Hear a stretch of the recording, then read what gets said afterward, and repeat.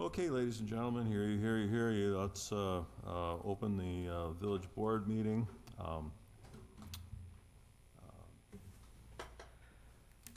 Looks like, 6:05, January 10th, 2022, and we will begin with the Pledge of Allegiance. I pledge allegiance to the flag of the United States of America and to the republic for which it stands, one nation, under God, indivisible, with liberty and justice for all. Will the clerk call roll, please? Clausen? Here. Bhatia? Here. Eastman? Here. Washburn? Here. Anastasio? Here. Hewitt? Here. DeGroot? He's here.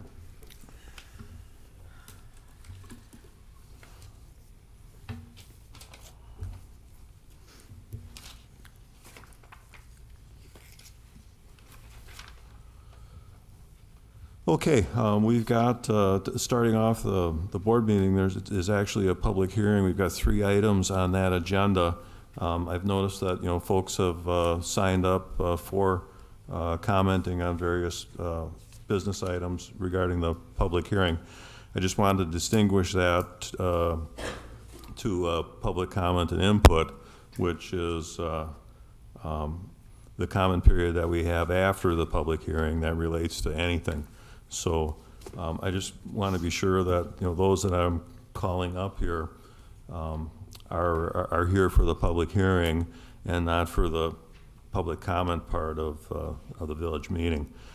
So following a brief presentation by staff, I'll ask the applicant to describe their petition.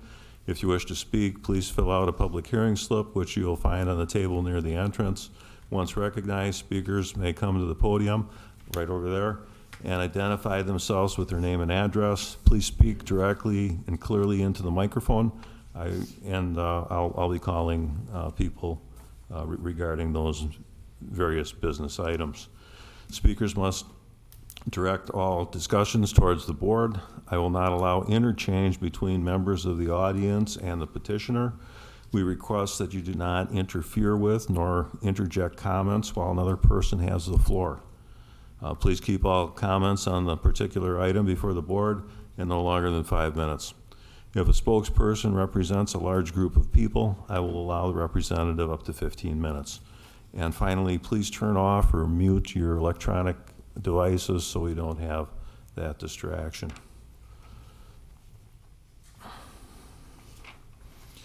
So the first item is the new curb and gutter construction on the north side of 16th Street from 640 feet east of Emerson Road to 1,350 feet east of Emerson Road. Mr. Schultz. Mr. Byer. Yeah, so briefly, this hearing is related to the final assessments for curb and gutter construction on 16th Street. This is about a 700-foot stretch of 16th Street, adjacent to the Pheasant Run condos. It was actually part of the assessment process for the much larger project. This particular 700-foot section got pulled, and that was done so to evenly divide up that front footage assessment between all the various condo units in the Pheasant Run condo complex. So this is the final this public hearing is for the final resolution to levy those assessments.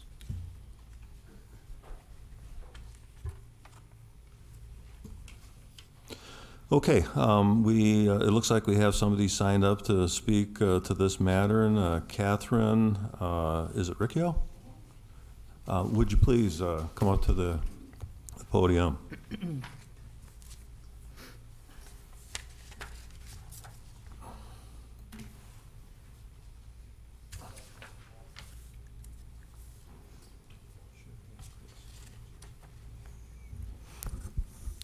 Hello, my name is Catherine Riccio.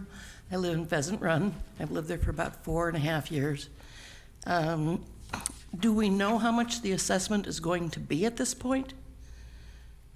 Anyone?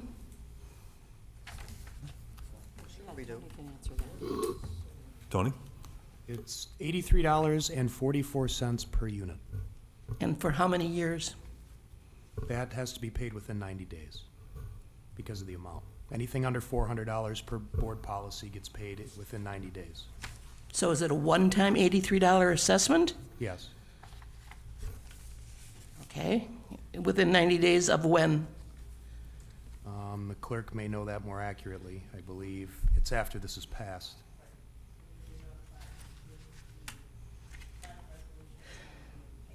Okay. Well, if I would have known it was only an $80-some assessment for 1 year, I probably wouldn't have even come to the meeting. We love seeing you anyways. I thought it was going to be thousands of dollars or something, and I'm living on, or I'm trying to live on Social Security, not very successfully. But if it's a one-time deal of $80-some, have at it. Chris, did you want to just provide any clarification on that? Just, this was something that was done last year, but your condo association asked that we redo it to bill every unit directly. So that's what we did. Rather than just bill the association and have them pass it through as a fee, they wanted us to send it to everyone, so that's why we're here now. Is there anybody else wishing to speak regarding this first business item, as Mrs. Riccio just did? Not hearing from anybody, we'll close that part of the public hearing. We'll move on to the next item, which is the Oaks Road and 16th Street to State Highway 20.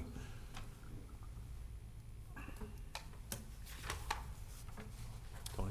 Yeah, thank you, Mr. President. So this next public hearing is related to the recent partial reconstruction of Oaks Road. So some of the properties have some curb and gutter assessments in some areas, but it's primarily sidewalk, and that sidewalk ran from Highway 20 to 16th Street. So that's what this public hearing is related to, the assessment of those improvements. Is there anybody here? Well, I don't have anybody that's filled out paperwork regarding that. Is there anybody that wishes to speak on 16th Street to Highway 20?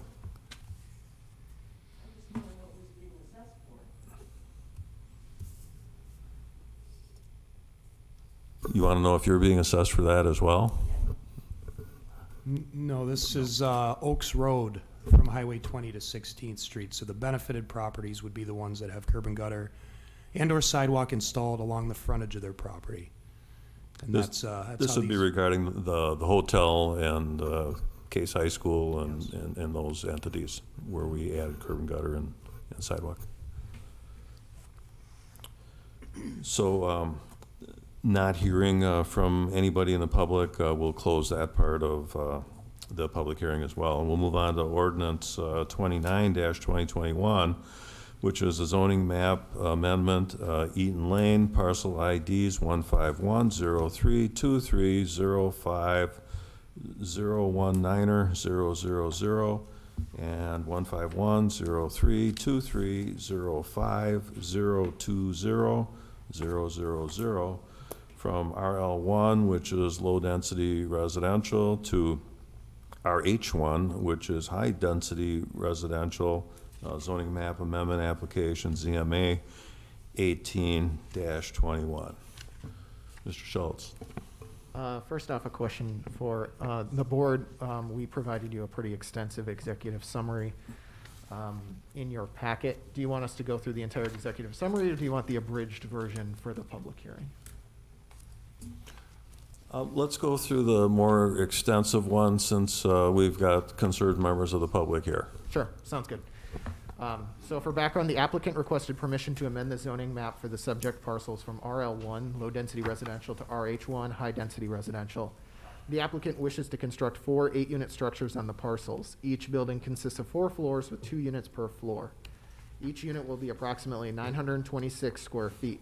According to the plan, parking would be accommodated via 32 spaces in the lot and on 6 on-street spaces. The applicant requested the RH1 zone to allow a 4-story, 43-foot building height and a 1,350 square foot lot area per unit requirement. The RH1 zone allows building heights up to 60 feet and requires 1,000 square feet per unit.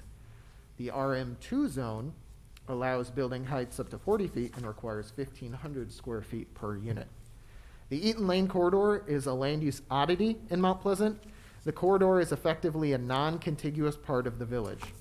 Mount Pleasant contains the west side of Eaton Lane, which is comprised mostly of old, small ranch-style single-family dwelling units. The east side of the street lies in the city of Racine and includes mostly light industrial workplaces. A multitude of low-rise apartment buildings lie one block east in the city. Patton Airport lies at the north end of the cul-de-sac with a service entrance. If the board just considers the lands within Mount Pleasant, the RH1 request is significantly out of character with the surrounding properties. However, many additional land uses appear if the board considers the wider neighborhood, despite the jurisdictional lines. Industrial, airport, commercial, and multifamily uses lie within a few hundred yards of the subject parcels. This executive summary regards only a zoning map amendment and not the draft submitted site plan. However, the draft site plan parking configuration did not comply with the proposed number of units without an administrative adjustment or variance. The village restricts parking for the on-street spaces on the west side of Eaton Lane from 7 a.m. to 3 p.m. daily. Without those spaces, the buildings do not meet the 1.1 to 1 spaces per unit requirement. The 32 off-street spaces shown would accommodate 29 units. This configuration would likely remove the fourth floor on 2 of the 4 buildings, which would subsequently meet the RM2 density requirement of 1,500 square feet per unit. At the December 15th, 2021 Plan Commission meeting, Planner 2, Robin, sitting next to me, provided details on the applicant's request to amend the zoning map to construct the structures on the parcels. Jonathan Ward, who's also here tonight, a representative on behalf of the applicant and the applicant's architect, spoke. Some citizens spoke at public comment, who are summarized below. Majority of the citizen comment were against the project due to stated concerns regarding traffic, out-of-character buildings, safety, and parking. After some discussion, Commissioner Tom Van Vecke moved to approve Ordinance 29-2021, subject to the staff recommended condition lowering the zoning to RM2 as opposed to the proposed RH1. Trustee Bhatia seconded the motion. The motion failed 2-4 with a roll call vote. Trustee Bhatia and Commissioner Van Beckham voted aye. Commissioners Meyer, Driver, Hewitt, and Keys voted nay. The village comp plan recommends residential for the subject properties. The proposed RH1 zoning conforms to this recommendation. As a fiscal note, given the lack of new construction in this area and unfamiliar comparables, the village assessor conservatively estimates $150,000 to $175,000 per unit in assessable value, leading to a total value of $4.8 to $5.6 million. Additional considerations. The village staff believe a higher level of density than RH1 is appropriate for the subject properties when considering the context of the property's surrounding neighborhood. The staff also believe it unlikely, with current costs of construction, that a new single-family product would make financial sense for any new home builder this close to adjacent industrial and airport properties. Additionally, the staff acknowledged the difficulty any applicant may find in meeting the lot, square feet per unit standard, and the parking standard of RH1 on a 1-acre property without utilizing underbuilding or underground parking. Therefore, the staff believe an RM2 a more appropriate zoning classification for the subject property. RM2 would allow a maximum of 29 units on the property, likely decrease the height of at least 2 of the buildings, and more easily satisfy the zoning requirements previously mentioned. However, staff believe that even an RH1 designation would be preferable to rejecting the amendment and leaving the parcels as RL1, given that the parcel is currently a non-conforming off-site accessory parking lot and the aforementioned low potential for 1 or 2 family development. The Plan Commission disagreed and voted to recommend denial of the zoning outright. However, there was some conversation at the Plan Commission before the vote of potentially going down another step to RM1. We have some tables that we can get into when this is an item up for discussion later on in the agenda, if you have questions about individual zoning districts. Conditions for approval. The village staff recommend the following condition for approval. Number 1, the zoning district presented to the village is changed from RH1 to RM2. With that, the village staff recommends in favor of, and the Plan Commission recommends against, a motion to approve Ordinance 29-2021, subject to the recommended condition for approval. I can take any brief questions now. Obviously, you'll deliberate later on in the agenda regarding the actual item. But we also have the applicant here tonight to speak as well as what I would assume a fair amount of public comment. Well, let's bring the applicant up. If, you know, and again, you were there at the Plan Commission. You had concerned citizens, you know, voice their thoughts. I know that you've had a little time to, you know, kick this around, you know, in your own office and make your best pitch. Sure. Thank you, Mr. President, members of the board, and members of the public. Thank you for being here this evening. I'm Jonathan Ward with Altius Building Company at 1675 North Barker Road in Brookfield, Wisconsin. I'm representing Mr. Harper. Mr. Harper has been a business owner on Eaton Lane for over 30 years. He owns Chemtech across the street from the subject site and has owned the site for many years and used it as a parking lot. Of which the need for the parking has dwindled significantly. The office that he has used to have the cable company in there with dozens, he says even hundreds of employees, of which are no longer there. Many of his employees now work from home. He has 5 people in the office, and he'd like to develop his property. He'd like to get the best use out of his property and figure out what best to do with it. And commercial really isn't an appropriate use. There's single-family homes on either side. It is industrial in the city of Racine, coincidentally, on both sides. So his property is on the east side of Eaton Lane, which is in the city of Racine, and behind the property is an industrial park that's also the city of Racine. So it's actually only the village of Mount Pleasant on the west side of the street and the neighboring properties on both north and south. So first of all, the prospects for him to develop it as single family are just simply cost prohibitive.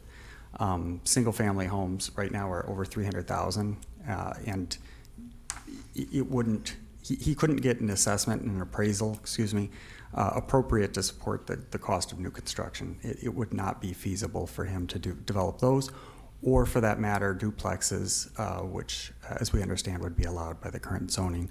Therefore, he has made the request to go for high-density multifamily, which would allow the 32 units. And as discussed at the Plan Commission and as concerns were raised by the neighbors, even bringing that down from RH1 to an RM2 would still be a pretty dense development. That would still allow 28 units on just over an acre of land. And Mr. Harper has heard the concerns of the neighbors and is willing to accept bringing that down from RH1 to RM2, actually down to RM1, which would be a lower density of multifamily that wouldn't allow anything more than 18 units. And so that's a compromise he's willing to accept, hearing the concerns of the neighbors, which I'll touch on here briefly. So part of his request was also that he was going to therefore request removal of the parking restrictions on the street. Right now on the Mount Pleasant side, there's a daytime parking restriction, and with the previous plan, as part of the parking for the site, we would have needed to use that on-street parking. That is no longer his intent. He no longer intends to request to remove that. The old plan was also to do 4-story buildings. With the 18-unit buildings, we'll come back with a new configuration if the council chooses to approve the rezoning with the site landscaping architectural plans with either some sort of configuration of 2- or 3-story buildings. There would no longer be 4-story buildings. So I think that takes care of some of the concerns. Other concerns, I met with Mr. Royer, one of the neighbors, afterwards. A big concern was parking, of which going from 32 units down to 18 units, this takes care of a significant amount of that. We no longer have to use off-site parking. All of the site parking can be accommodated on-site. Then another question was, what will happen with the cars that are currently parked in this parking lot? Where will they park? when this is developed.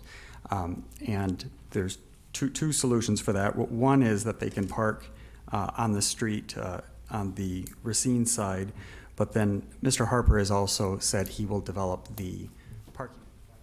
Am I still on? Okay. He will develop the space in front of his building for additional parking on the Racine side as well to accommodate those. Another concern the neighbors had were trucks, that the trucks need the space to maneuver. There's a number of industrial properties along there, and long trucks need the turning radius to get in and out. So if we were parking on the street, that could hinder their ability to maneuver. And with this current plan, we will not be requesting that removal of the parking restriction, so that will not be an issue anymore. There's also was a question brought up, a concern about crime. And to that, I'll say, Mr. Harper, having his office on this street for 30 years takes that to heart. He does not want a crime problem across the street from him. He's not going to be an absentee landlord. He's right there every day. So that's something he shares a concern about and wants to make sure that he's doing a quality development with quality tenants.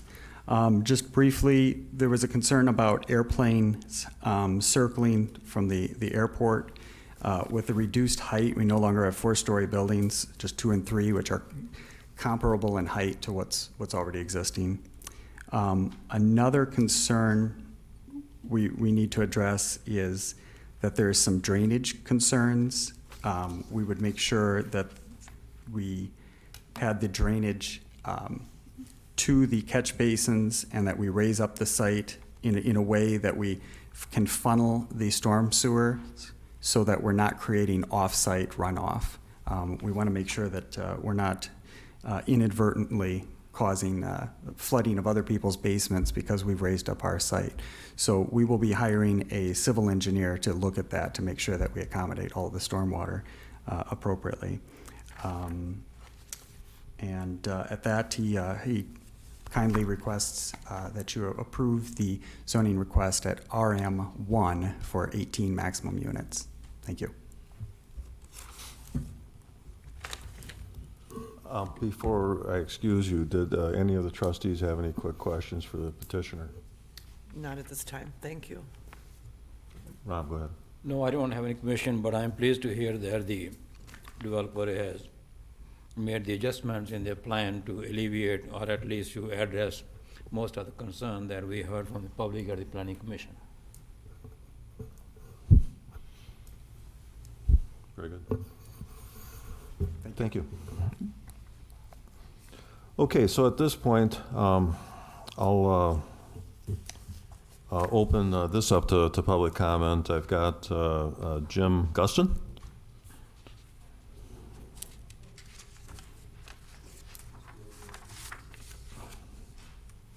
If you'd like to come up to the podium, please. Put you on mic.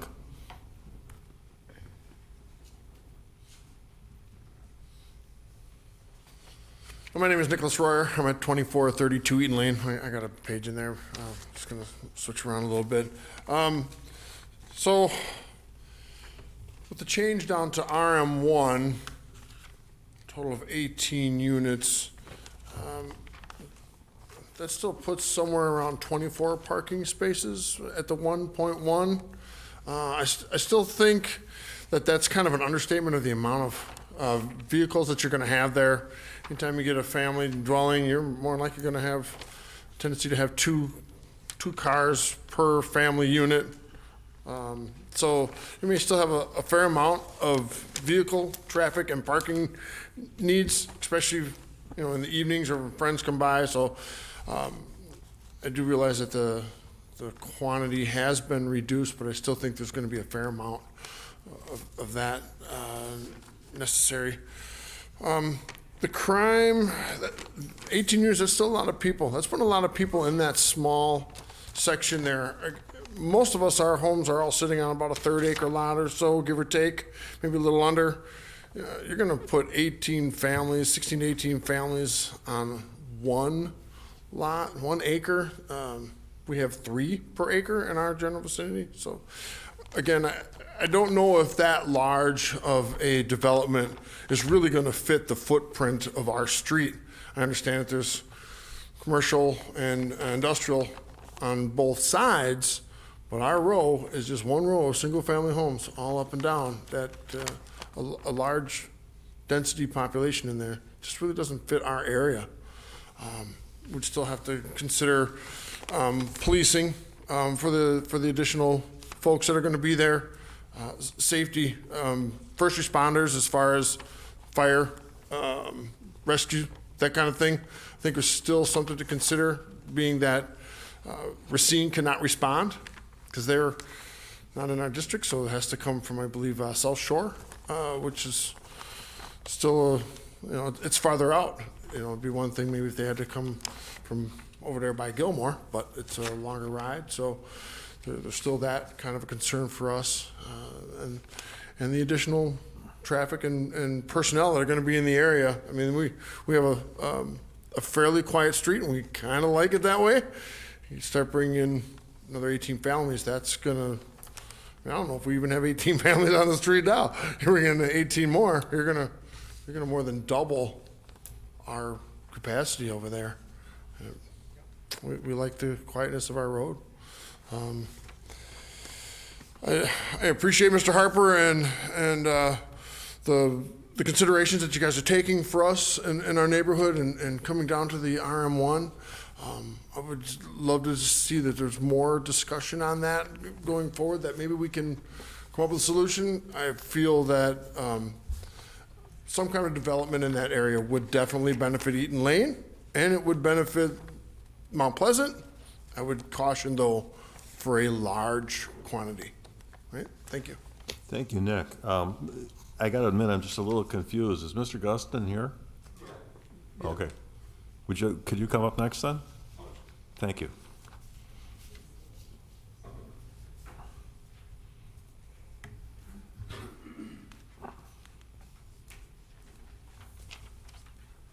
Hi, my name is Jim Gustin, 2516 Eaton Lane, and I live right next door to the south of this lot. I've been there about 27 years. It's a quiet place. I don't know how you would feel one day to look out and there's an 18-unit apartments by your house. I mean, it just seems out of place. That's it, I guess. Thank you. Gary Estep?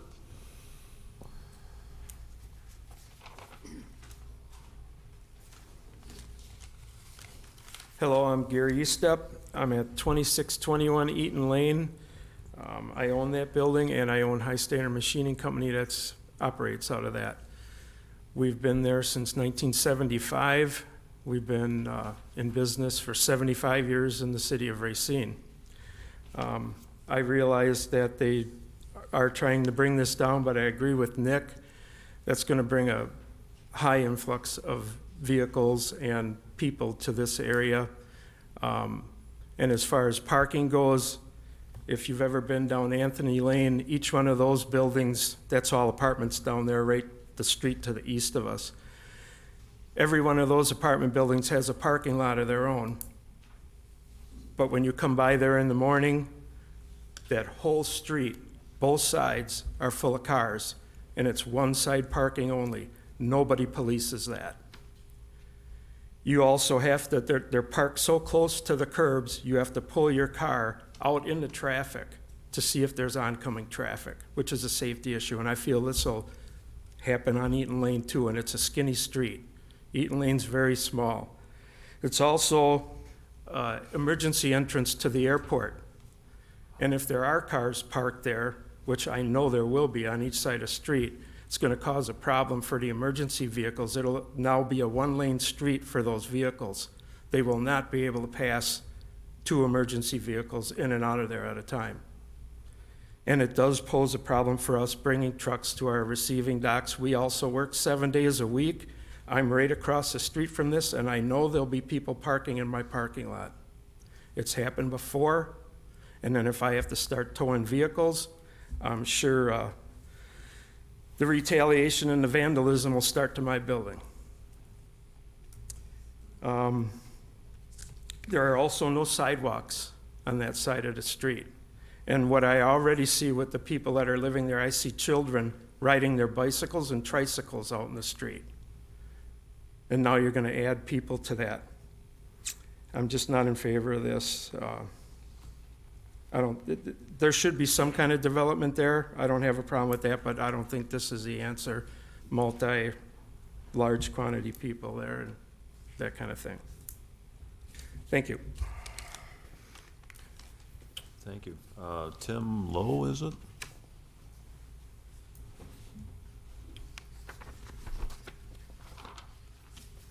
Hi, I'm Tim Lowe. This is my wife Lori.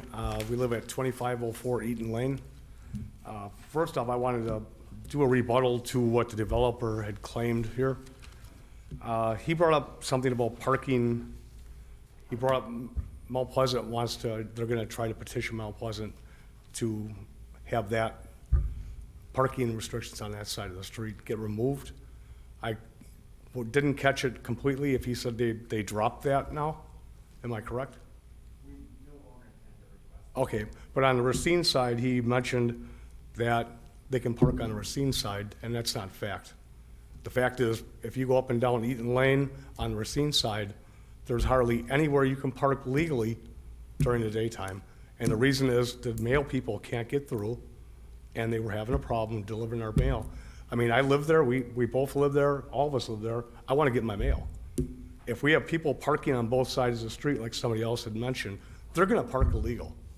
That's the other issue, is when we do have an issue where I have to call up the police to respond, sometimes I get Racine, sometimes I get Mount Pleasant. They don't even know our boundary line right there. When it's a matter of an emergency or a fire or something like that, to me that's important. Our safety's important. And when I'm not at home and my wife's by herself, the last thing I want to do is worry about her from crime down the street. Something else that the developer mentioned is what a good neighbor Mr. Harper is as far as crime. He's concerned about crime. That's not a fact. He hit our van, which is parked legally at the time, snow plowing. I went about a month and a half, and it wasn't until a neighbor told me that they saw him hit it. I went up and talked to Mr. Harper. He said he didn't know whose van it was. He had no idea. He went up and down Anthony Lane to find out whose van it was. He knew it was our van, I'm sure. We parked in our driveway for years and years. We've had it for years. He paid, I'll give him credit for that. But the point is, I don't trust him as far as I could spit. It goes for our snow plowing. When he snow plows, it's constantly getting pushed against our property, up to our fence line, at our fence line. He leaves it out in the street. We've had to call the city. Actually, we didn't call the city one year. They came out with dump trucks.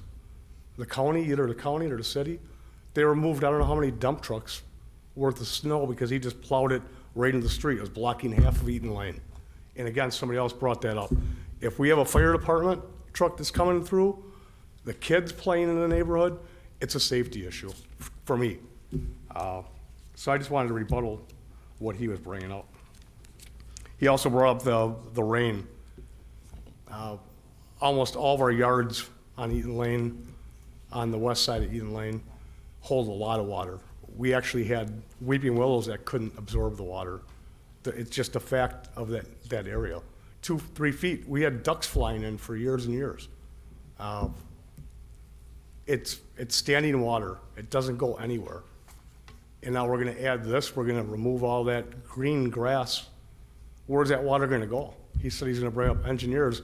Where's it still gonna drain? The other things I wanted to bring up was, I tried, my printer ran out of ink. Just hold your thought for a minute. Sam, regarding a development, would you explain to the commentator what has to be done for site approval, including stormwater drainage and such things? Sure. So any site plan project that goes through the village would need to come back to the Plan Commission for site plan approval and meet all the village ordinances, including those regarding stormwater. So they basically, as the applicant stated, cannot discharge stormwater onto neighboring properties. They'll need to manage it in a way that they engineer. So whether that's, through directing it to catch basins, whether that's through potentially internal site storage or a mixture of above, our engineering staff will take a look at that, make sure it meets all the village ordinances, and only then would it be approved. So plans required by a stamped engineer for, that stormwater will need to go through Public Works. Which means that they can't just ignore it and have it run into people's yards. Okay. Anyways, as you were saying. And I guess lastly, to basically parrot what other people have said so far, is it's way overboard. I think even what they're recommending now is still too high. I know it's Mr. Harper's property. I'm not a communist. I believe in it. You're a landlord. You have a right to do what you want with your land, to a point. But this is just too big. These are all single-family homes. And Mount Pleasant right now, I hate to say this about where I live, but it's true. Mount Pleasant right now isn't taking care of Mount Pleasant the way it is right now on Eaton Lane. There's a lot of zoning violations that aren't taken care of. So how do I have a guarantee that if I have a complaint down the road because Mr. Harper isn't taking care of his trash or loud tenants, how do I know Mount Pleasant's gonna address that issue when the time comes? They're not doing it now. I guess that's my big concern, especially when I'm traveling most of the week. I'm only home on the weekends most of the time for my job. And she's home by herself. The last thing I want to do is have her there at home and there's crap going on 200, 300 feet away from my house. It's a safety thing for me, so a security thing. But Mr. Harper's proved to me personally that he's not responsible. He may sound like he is, but he's not. I've seen it with my own eyes that he's not responsible. He's not a good neighbor either. He can fool you, but he's not a good neighbor. I'll guarantee you. So, thank you. Thank you. James Sullivan.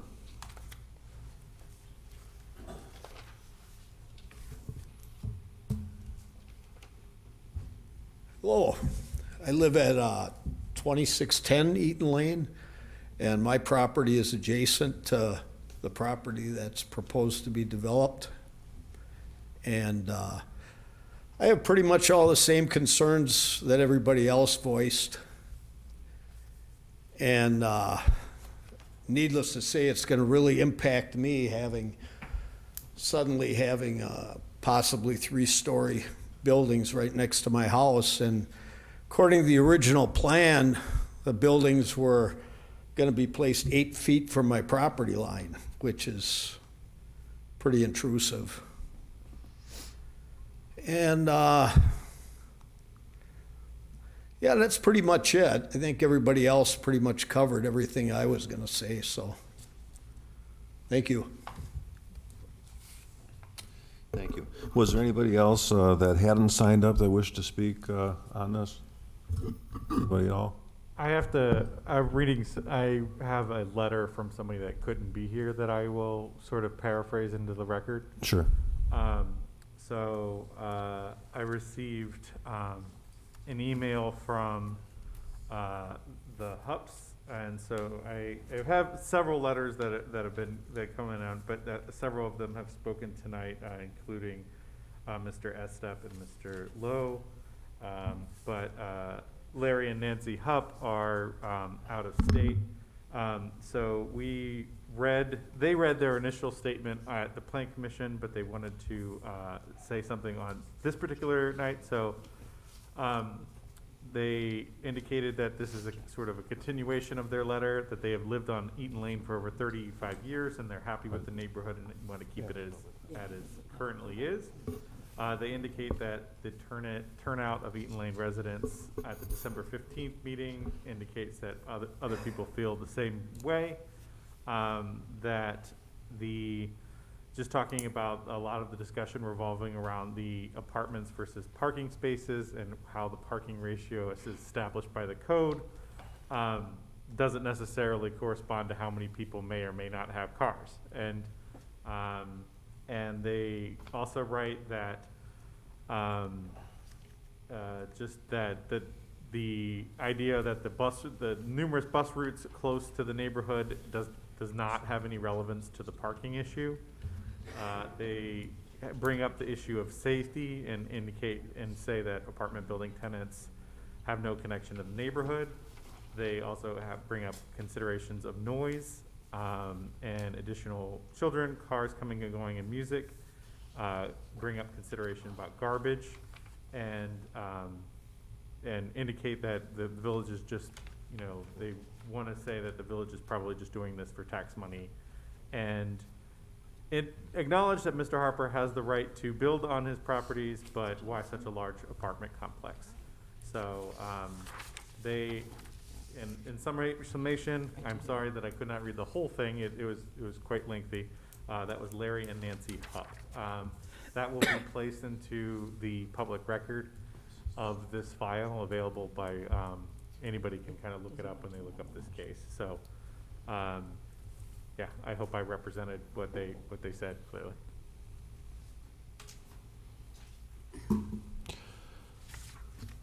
Thank you. You were filling out some paperwork. Did you wish to speak? I did. Would you bring that up to me then, so I can recognize you?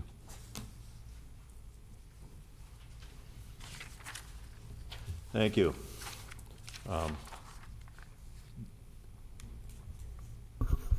Will Chrisman. Good evening, Mr. President, ladies and gentlemen of the board, and people, attendees. My name is Will Chrisman. I own the property that is just west of the lot to be built upon. It is a sign shop that has been there for over 50 years. I've owned it for 21.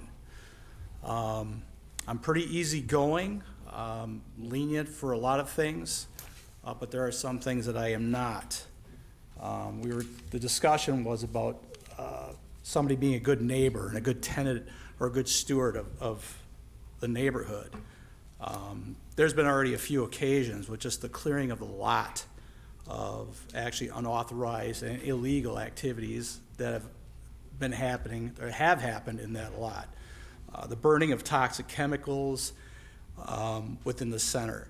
Now, I understand that when you're clearing the lot, if there's wood or anything like that, it's fine, you can burn that, that's okay. And usually within a way that does not impede or interfere with the operation of the businesses or the residents in that neighborhood. There has been calls where there's been living room furniture, full-size sofas, lazy boy couches, lazy boy chairs burned in that lot. The person's been notified to stop doing that. It did not cease. It went into a phone call to the PD of Mount Pleasant, which they responded pretty immediate, and that was since ceased. But after that, the very next day, there was a situation where there was a trailer with multiple buckets of tar and of unknown substances that were ready to be lit aflame. But one of my clients that was actually a Racine fireman that was picking up a project from our location had noticed it and pointed it out to me. And so it's just that kind of thing. What real concern are we going to have with what this project is going to entail? And when it's built, what kind of securities are going to be? What kind of fencing is going to secure the area?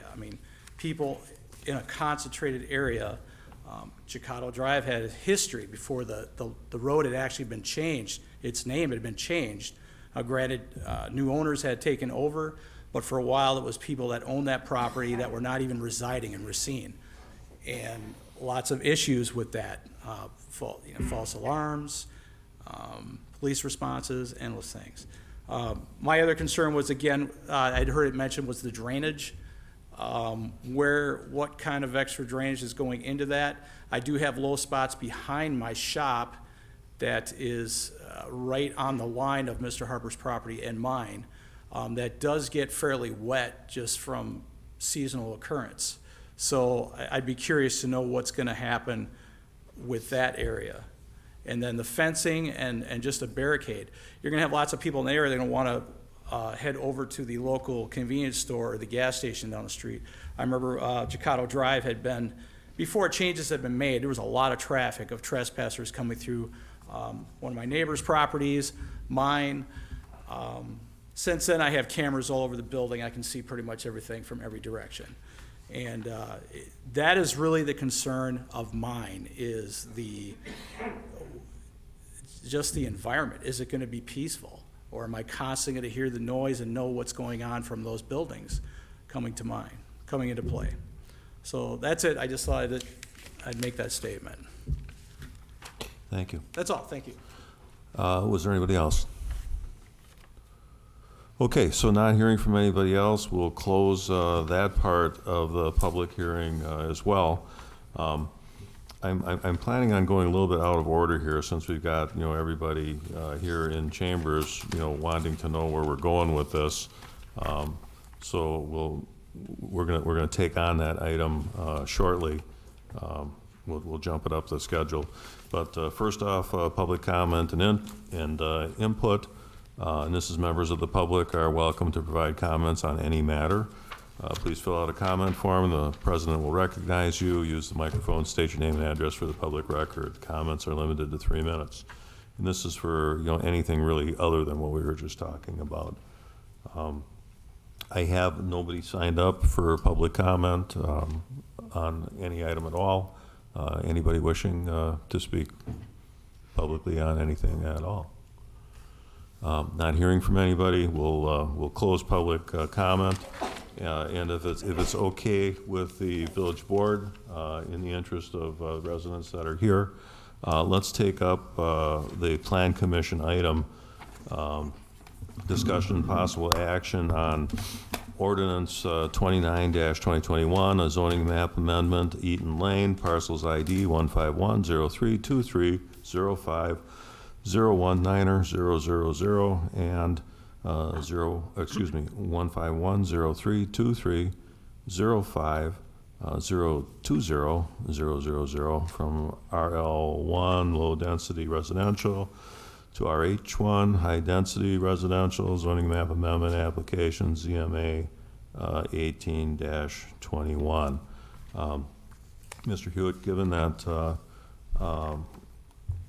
that the petitioner has changed his request from RH1 to RM1 for purposes of discussion. Did you want your motion to reflect that? Mr. President, I'm against the project, period. Make a motion. Okay. So would anybody else like to make a motion to begin the conversation? Mr. President, I'd like to make a motion for purposes of discussion, for discussion and possible action on ordinance 29-2021. A zoning map amendment, Eaton Lane, parcel IDs 15103-2305-019-000 and 15103-23-05-020-000 from RL1 low density. I'm going to make a motion to amend that to RM1 high density. I mean medium density residential, Moderate. moderate density. It's okay, it's new. Okay. I second. Were you finished making your motion? Oh, sorry. As part of the zoning map amendment application ZMA-18-21. Yes, sir. You good? Second. Right. I guess I can kind of go over the little handout I gave you guys just for a second. Basically that's just describing the different kind of zoning classifications and comparisons, comparing and contrast under the new zoning code, which we haven't really gone to sort of tested in these kind of things. This is our first RH1 rezoning request.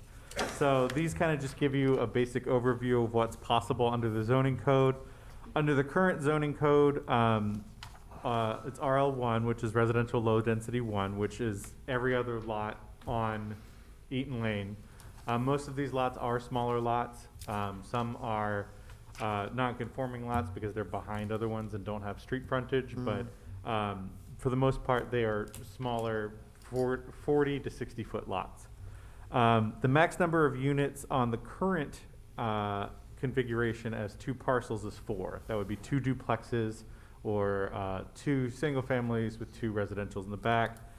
If they subdivided the parcels under RL1, they could subdivide them into twin home parcels, and so they could potentially get up to 12 units via a subdivision plat, because that would require 6 different lots. The parking required is 1 per unit. The parking spaces, the number of parking spaces is 800 to 2,400 square feet. And the max dwelling units per building is 2, height limit is 35, and approximate floors is 2 to 3. RL2 has not been mentioned in the conversation, but RL2 is generally about some of the size of the lots on Eaton Lane would fall into an RL2, but generally those are the size of the lots down in Lakeside, very close to the city of Racine, more like, sort of urban detached houses. It would be those particular lots.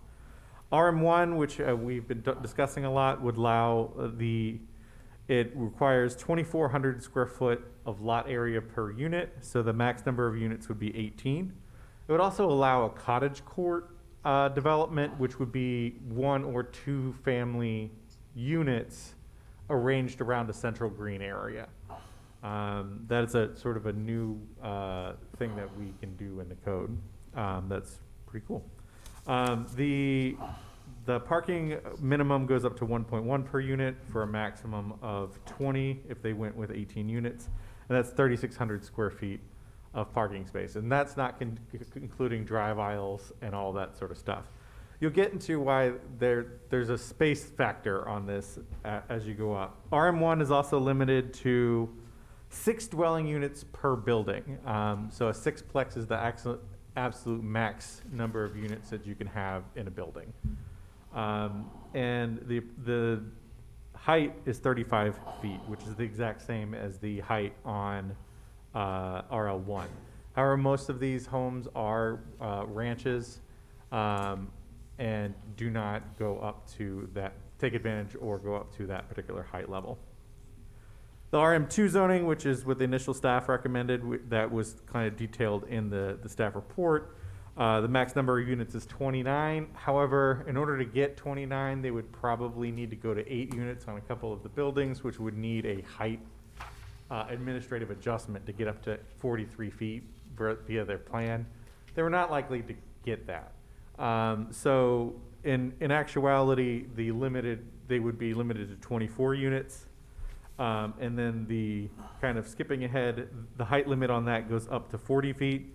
And then finally, the RH1 that's initially requested, the max number of units would be 43 units on it, but honestly, the amount of parking that they would need without going underground or within the structure, it would just be impossible to do. So the functional limit is basically where they had proposed. I know that's a lot of words. Oh yeah, finally, that the height limit on RH1 is 60 feet. I know that's a lot of words, and I'll address a couple of the sort of comments and things that came up during the discussion there. One is that one of the public comments mentioned bus service not being relevant. I don't think there's a parcel that's better served by bus in the entire village. Probably because this is a very weird part of the village that is more surrounded by the city of Racine than anything else. Speaking of that, we're not necessarily supposed to look into the city as far as what the land uses are, but it's hard to really kind of consider something in a vacuum. And there are multifamily apartment units literally on the next street over.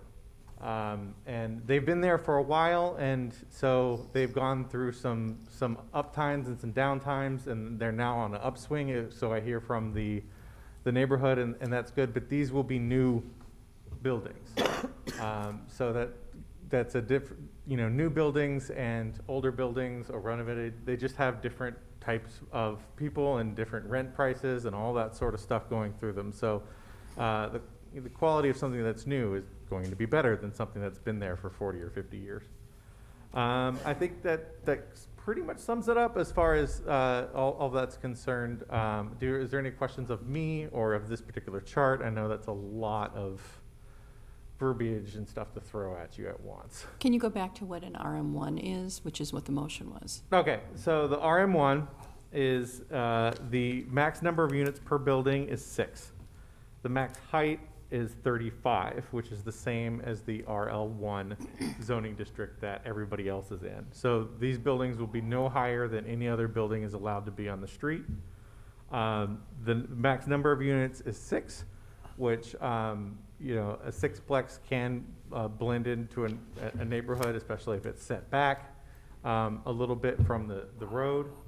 The parking required is 1.1 per unit. Given the initial sort of layout of the site, they had about 32 parking spaces on the property with 4 buildings. Now with 3 buildings, they could still have that same amount and be overparked by quite a bit. The parking restrictions on Eaton Lane are during the day. They're because these businesses and industries have been there for 30 years. We think it's basically because of the cable company back in the 70s or something like that. I even asked Mark Benish, who's been here for decades. He didn't know how it got there. So that's a long history that it's been there. However, day parking restrictions don't normally apply to people that work day shift. So, they go to work, they come home, they park overnight. The parking restrictions go away during the night, so people can park over there. As far as it being a skinny road, it's a standard cross-section. It's 32 feet of asphalt with rolled gutters, so they could park on the sides there. And the Racine side does have a sidewalk.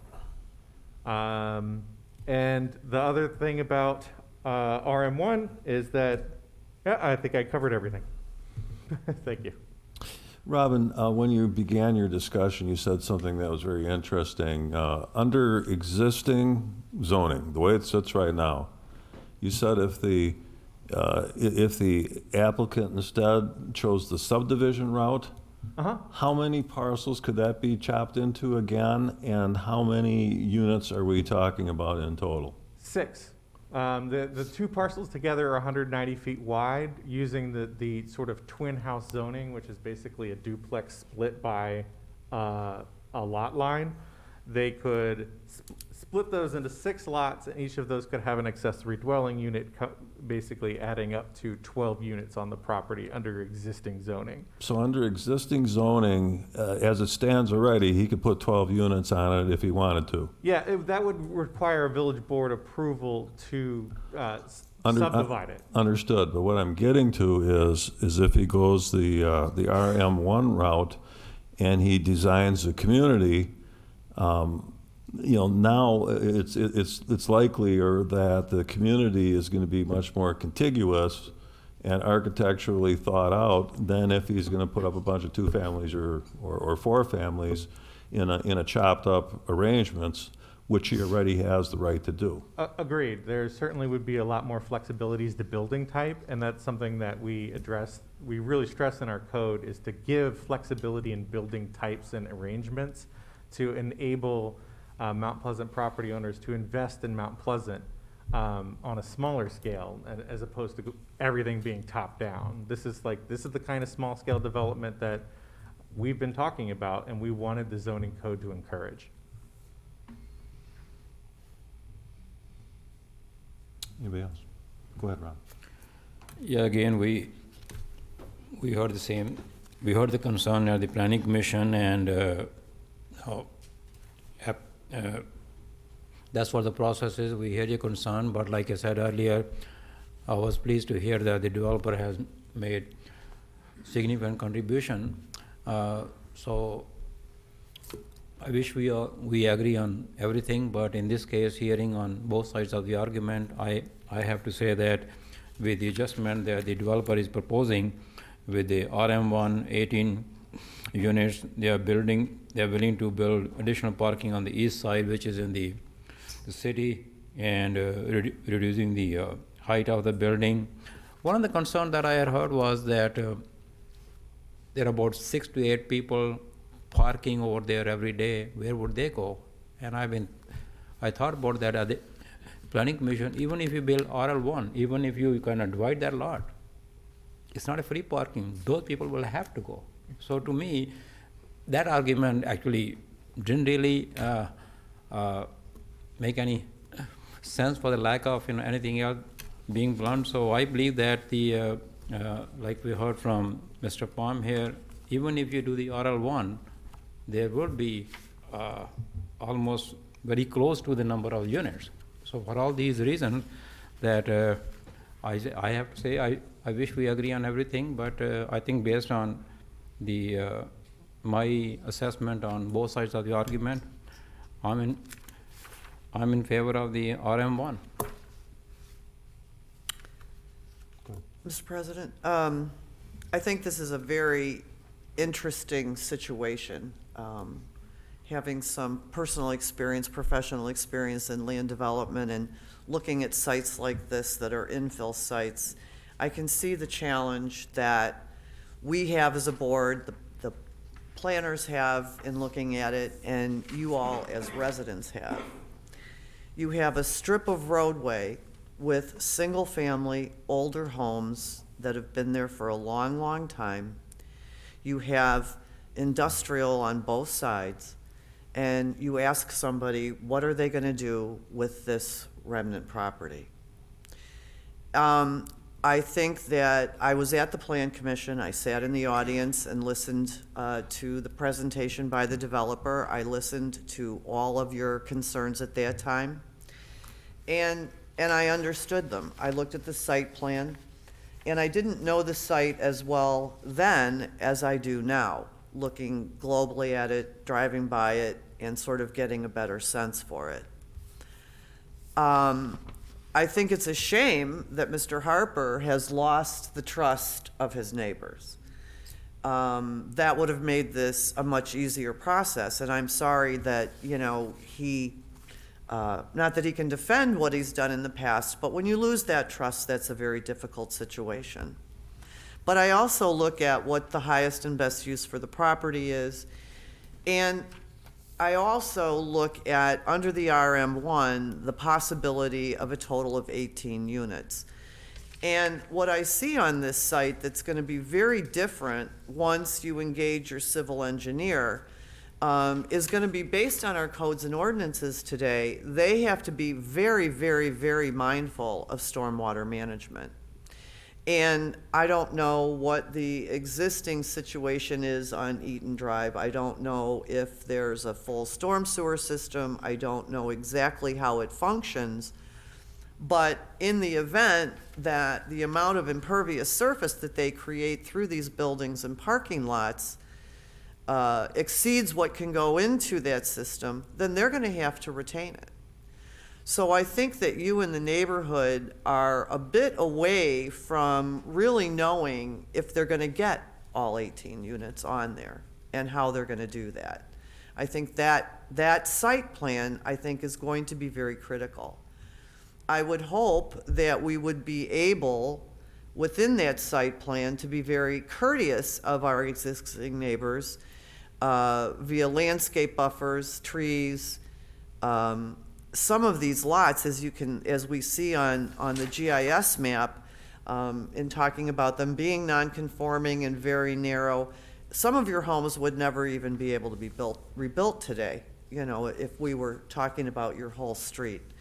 So it's a very, very, very unusual situation. And I think that I'd really like to see the site plan come through with consideration for the neighbors. Obviously, the engineering portion of it is going to be very important to you, as well as to you, Mr. Chrisman, with your business behind it.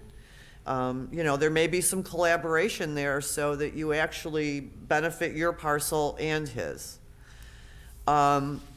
When we went to Plan Commission, the parking, I think everybody's going to get through parking. I think Eaton needs to remain as it is, restricted during the day for safety for the businesses and yourselves. But I think everybody has to work through parking. And with the right design of building, it would be great to see a nice building that might even have some attached parking with each unit as well. So that what you're seeing is outside parking is maybe only a half a car of parking outside exposed to the public. I don't remember, I thought from the Plan Commission, he intends on keeping this as his own rental property. And I guess I'll ask his representative, wasn't he going to keep this as his own rental property? And I think having lost trust in the neighborhood, you know, typically I would applaud a businessman who says, I'm going to take what I don't need anymore and I'm going to repurpose it into something that's brand new and is income producing and is a smart investment. And because he's lost the trust of the neighborhood, now they're skeptical about how he's going to maintain it, how he's going to manage it, and what kind of condition it's going to be kept in. And so I feel bad for that, but that's not really my role here as a trustee, is to judge him as a neighbor. But I do feel that the RM1 is more appropriate. I would hate to see it go to 3 stories. I think that is not necessarily, that's allowable within the code because it's 35 feet. So the 3 stories is allowable, but I would really hate to see that. I think that would be an anomaly sticking out of the neighborhood. It would be like a sore thumb. And as you look visually down the street, you're going to go up to the top of this building, and then it just seems to me to really be a lost benefit. A 3-story building has to be sprinklered, it has to be elevated. You know, it's a much more expensive building to build. So I've seen some beautiful 6 and 8 unit buildings that they can do that have enclosed parking and small parking lots and lots of green space. This plot has a lot of trees on it, mature trees on it. You know, you'd hate to see all of that lost. So I would support the RM1 because I believe that we need to make use of these properties in a manageable way, to look at them as single-family properties or to allow them to be developed so that they would be 45-foot wide lots or 40-foot lots with 2-story buildings on them. I don't think that's what the people on Eaton Lane want either. That would be allowed under their existing zoning. So I think under RM1, I feel that it is a little bit more of a protection for you. I think that, again, I think all the parking would have to stay on site. So again, that site plan, they've got to make it all work. They may not get all those units in that amount of space, depending on all of the needs the space requires once they do their civil engineering. So I would support the RM1. I would hope that they would not go to 3 stories. But I do believe that for an infill site with industrial on both sides of it and multifamily 2 blocks away, a block away, I think it's reasonable. Did you have anything, Bud? John, did you have anything?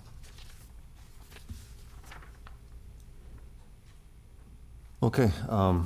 Thank you, Trustee Washburn. We look to Nancy when we have these kinds of knotty issues regarding zoning and building and construction.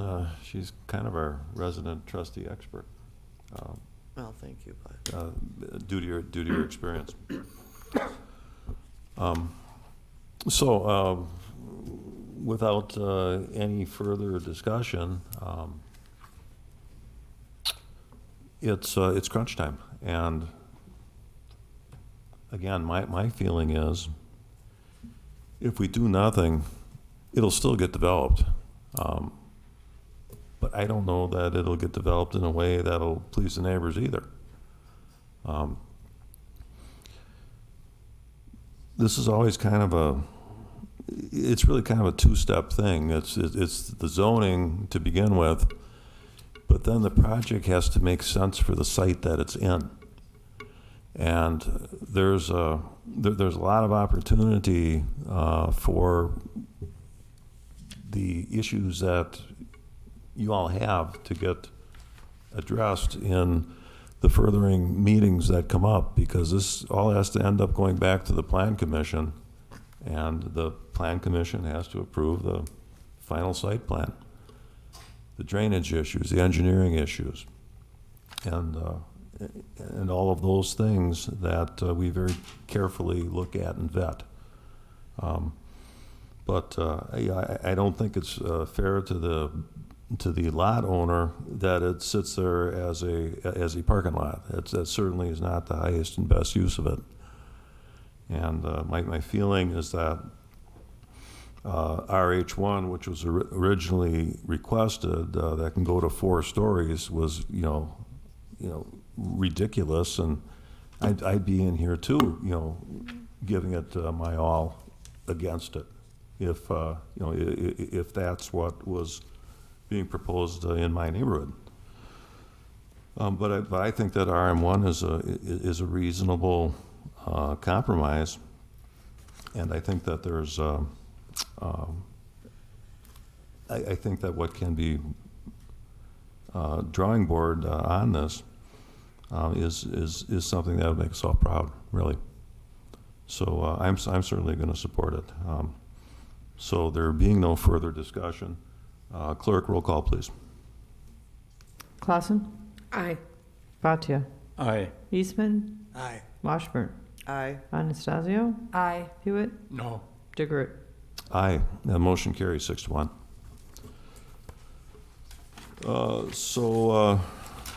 That means that the zoning will go through, the zoning change to the compromise, and this project will continue or not, but it'll continue, and the applicant will be having further discussions with staff, and we'll see what kind of project you can bring.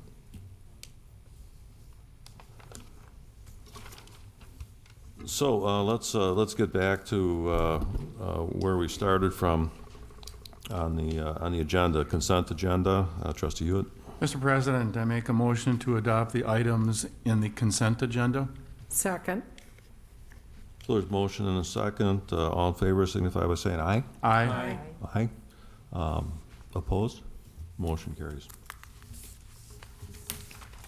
Finance, legal, and license issue. We got discussing possible action on a settlement agreement with Rodney and Catherine Jensen pertaining to case number 18, CV 46, ED, Wisconsin.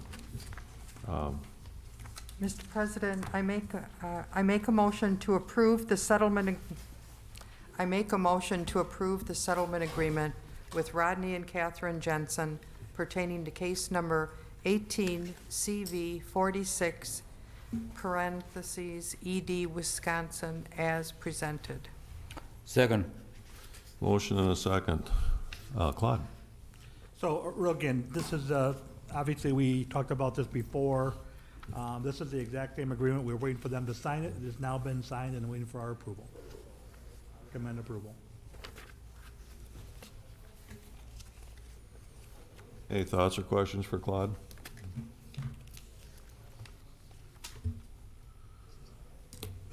Not hearing any. In the matter of the Rodney and Catherine Jensen settlement, all in favor signify by saying aye. Aye. Aye. Opposed? That motion carries. Got community development piece of business, consideration of contact for the digital permitting software with OpenGov. Mr. President, I make a motion to approve a contract with OpenGov for digital permitting software as presented. Second. So your motion in a couple of seconds. Mr. Schultz. So this is the digital permitting software. We talked about it in December at the Committee of the Whole. This will allow community development, the clerk's office, building inspection, engineering services, parks and rec to utilize digital permitting workflows, as well as applicants will be able to apply online, more clearly track their applications through the approval process, and provide more clear transparency reporting at the end of the year or when requested. So it's win-win. It's about time. It's a 5-year contract. The first year is $71,960, and each following 4 years is $38,845. For board members, if you remember, this is something that was in front of the Committee of the Whole a few weeks back. Yeah. And what it is it's a collaboration, project management sort of software piece that lets our people internally see in real time who's working on what. And it allows also certain limited access from whoever the applicant for such permitting is as well, so that they can kind of track how their permitting process is going. And I'm really looking forward to seeing that, because that'll certainly get your department out of the email and phone tag and all of that that goes on as part of. Definitely.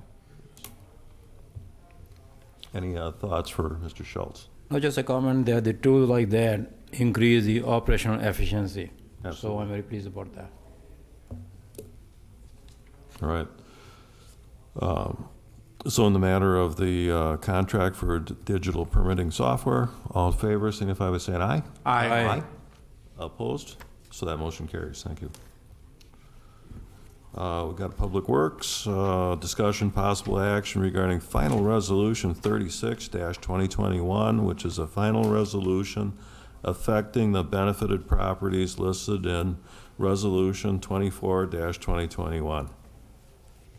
Mr. President, I'd like to make a motion to approve final resolution 36-2021 to specially assess benefited parties listed in resolution 24-2021 per the engineer's report. Second. So I hear a motion and a second, and my only comment on this is that this motion had to have been written by a lawyer.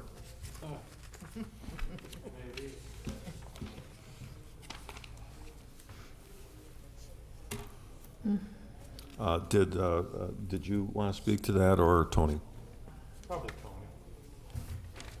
Yeah, again, this is the final resolution that was subject to the public hearing. Again, this is that 700-foot stretch of 16th Street related to the Pheasant Run condos, where we reassessed them and applied the front foot cost to every individual unit. The $87. Yes, sir. $83.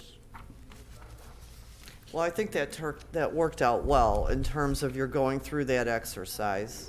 When you see the amounts on here, it's actually $83.44. And I know I guess I thought the owners would have been notified that it was changed, the residents there within the Pheasant Creek, but you weren't notified of the change or any of that? Yeah. But in any event. So let me just say, first, we did the assessment to the association, Correct. okay? The total amount, right? The association then hired a lawyer to say they didn't want that.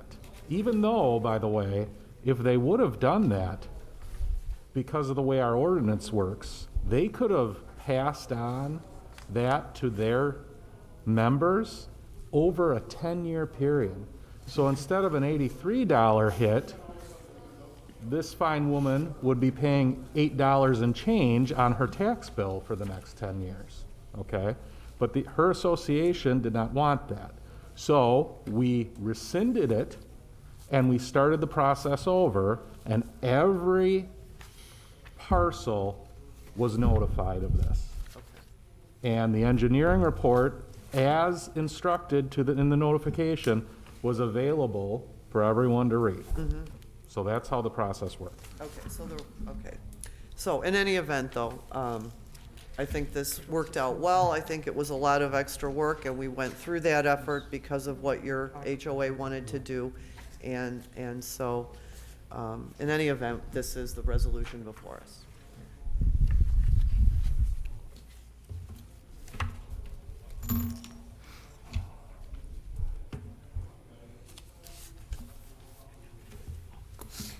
Okay, so in the matter of resolution 36-2021, 36-2021, final resolution affecting the benefited properties listed in resolution 24-2021. All in favor signify by saying aye. Aye. Aye. Opposed? So that motion carries. So item 2 is, excuse me, discussion and possible action on a final resolution 39-2021, declaring the intent to exercise special assessment powers granted by section 70-51 of the Municipal Code and section 66.0701 of the state statutes for new curb and gutter construction on the north side of 16th Street from 640 feet east of Emerson Road to 1,350 feet east of Emerson Road. Mr. President, I'd like to make a motion to approve final resolution 39-2021, declaring the intent to exercise special assessment powers for the new curb and gutter construction on the north side of 16th Street from 640 feet east of Emerson Road to 1,350 feet east of Emerson Road. Second. So I hear a motion and a second. Any further discussion regarding that? Okay.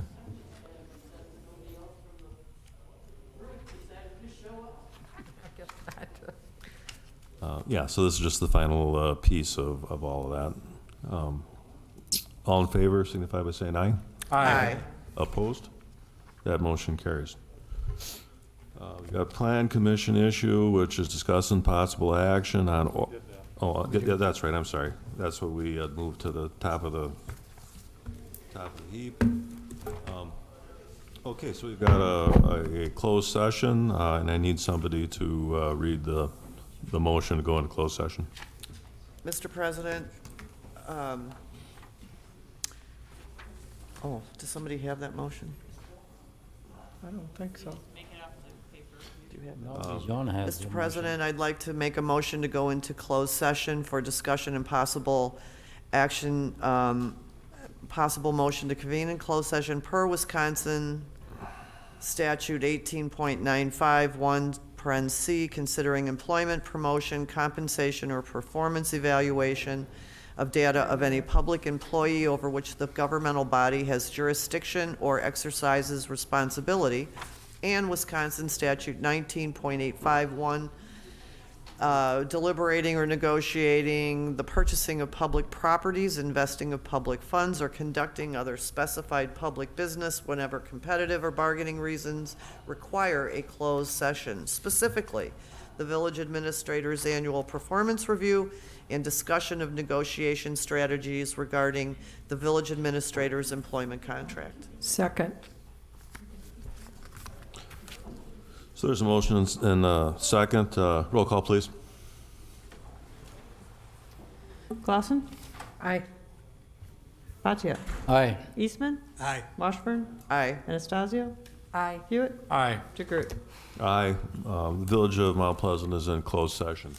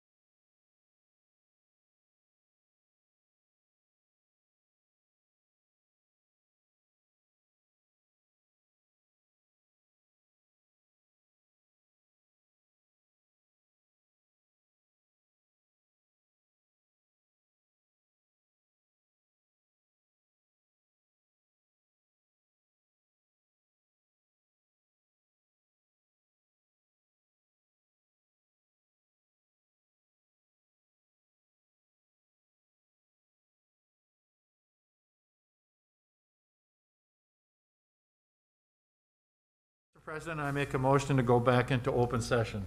Second. I hear a motion and a second to go into open session. All in favor signify by saying aye. Aye. Opposed?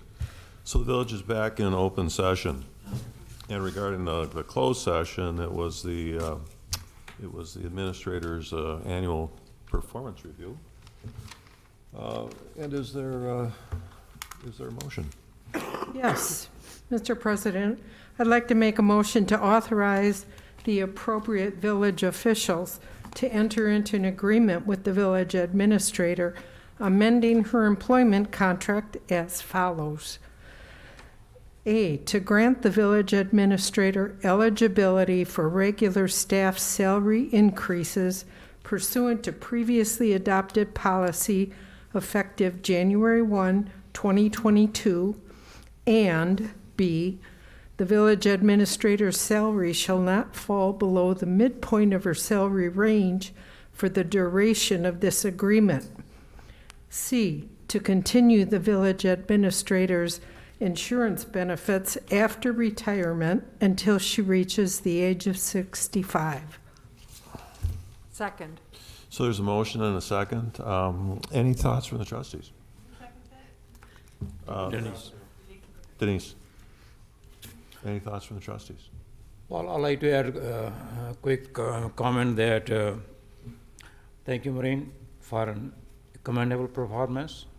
I believe that you are the one which is driving the operational efficiency and excellence of this village. So on behalf of the community, I give you a plus, plus, plus. Very commendable. Thank you very much. Very good. Well, John? Yes. Oh, he's voting. I haven't called the vote yet.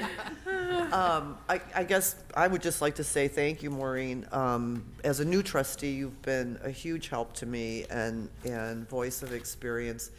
And what I can see from just the way the staff respects you, and the way the village is running, and just the integrity that we have, we really appreciate it. It's because of you. You've raised the bar for us.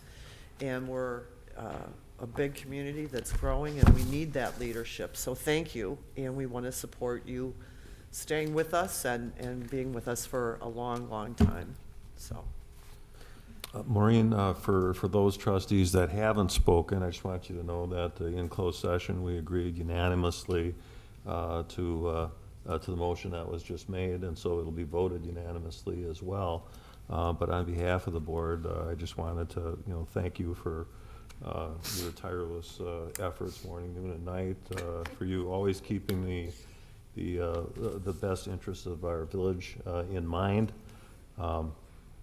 and we're just very honored to be able to work alongside of you, and we appreciate the vision that you bring to the village and the day-to-day grind it out to get us in step with the vision that we have. So again, thank you for the day-to-day leadership and stability that you bring to the village, and we're just very appreciative that we have somebody of your talent that works with us, likes working here, and gets along with the board. There's just so many intangibles, that I could mention that we're just in a very good position because we work with you, and we want to continue that. It's really hard not to say something. I'm relatively new as well, and Maureen, I just feel like I had so much professional development as a trustee working here, and you have that ability to kind of look at the village from the upper level and the strategic plan, the 30,000 feet, but then you're also great one-on-one and working with the individual trustees, with the department heads, and I'm sure with your colleagues, I know at the league, very impressive. I mean, I just really felt proud to work with you and proud to be on the village board. You're the leader of the team. Aw. You guys know there's no I in team. You know that. And this is, put a mirror up to yourselves. We're doing well, but we've just started. Think of it that way. A joy to work with the staff, and a joy to work with you. So thank you all for the kind comments. Thank you. Thank you. Thank you. Okay, so in the matter of the motion on the floor, we're going to roll call this for posterity. Clausen? Based on your commendable performance, aye. Bhatia? Same here, commendable performance, big aye. Eastman? Aye. Washburn? Aye. Anastasio? Aye. Hewitt? Aye. DeGroot? Okay, aye. Motion carries. Yay. Mr. President, I make a motion, oh, do we have more things? Under reports, item 7, announcements and/or recognition of village residents, employees, memorials, and non-political community events. Anybody got anything good for the cause? I do. I want to give credit to the fire department guys who have, last year did 5,308 calls. Wow. Rescue calls. Wow. More than we have ever done in the past. Wow. And it appears that we're going to be doing more of that. And another nice thing, good thing, is that the fire department has a new fire engine that's sitting in Station 9 being worked on. It'll be on the road probably within a month with all the ladders and stuff and hoses. But it's a beautiful piece of equipment. We would like to see that, but it's got to be warmer than 10 degrees out. Absolutely. Glad to hear it has ladders and hoses, too. Well, it doesn't right now, and they're putting it on there, so. You have anything? Just a comment on, over the past couple of weeks, I know I'm not alone, we've had several communications with residents, some on taxes, some on complaints, but it just shows too that residents do know that they can contact us and get issues resolved. Excellent. One last motion. We don't Move to wanna go. adjourn? A second. So we have a motion and a second. All in favor signify by saying aye. Aye. We stand adjourned. Thank you, everybody.